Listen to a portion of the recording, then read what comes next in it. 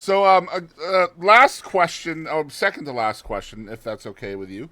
So you're writing again. I'm a songwriter nerd, so I know who Mark Narmore is. I've known for a long time. I love the process behind how art becomes, and so for me with songwriting, that's man, just getting to pick your brain is a huge thrill. So thank you for that. But your songs are very well known in Nashville and in the world of country music. But I'd also love to chat with you about a project you did called Soul Fillin Station, which is a Yeah, lot yeah. more funky, jazzy, kind of bluesy record. It sounds like this was Yeah. a blast to make. Tell us about it. It was so fun. My buddy Andreas Warner, who is from Zurich, Switzerland, he moved to Nashville about 15 years ago. So we meet at some kind of Muscle Shoals function, much like probably you went to some of the Muscle Shoals, Alabama type functions in Nashville. So we meet at one of these and we're talking, we both love Muscle Shoals, and he's from Switzerland and Wow. he knows more than I do about Muscle Shoals. So I'm like, man, you are really deep into this. So he was a really great guitar player, songwriter. So we just hit it off, started writing pretty much not country songs, but when Andreas and I would get together, we would write soul and R&B songs that were sort of like old school Muscle Shoals type songs. So it was kind of fun. It was our little niche when we got together. We would do that.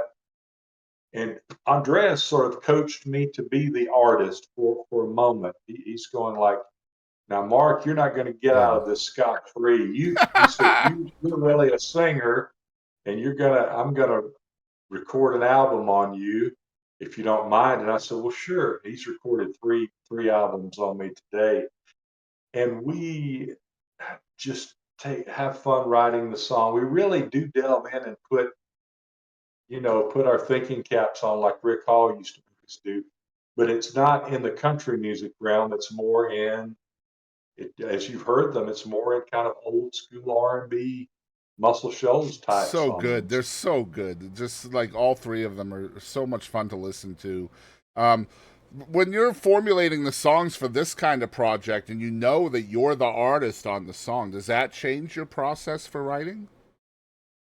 It kind of does. It's sort of in a cool way. It lets me be even more creative, a little more out of the box, a little. And I'm crazy enough as it is and wild with some of my ideas, but it sort of lets me not have really any parameters. Maybe when I was writing for a publisher or trying to write for a country artist, certain parameters do exist. So with me as an artist, less of those parameters, and more experimentation. Yeah. This it's cool to It's brave. hear You you have to talk be about brave. that stuff.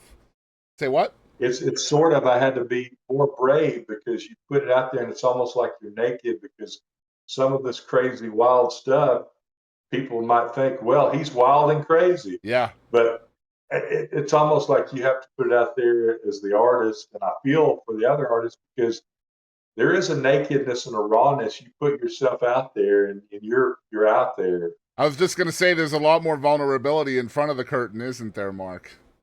Yes, there is. Yes, there is.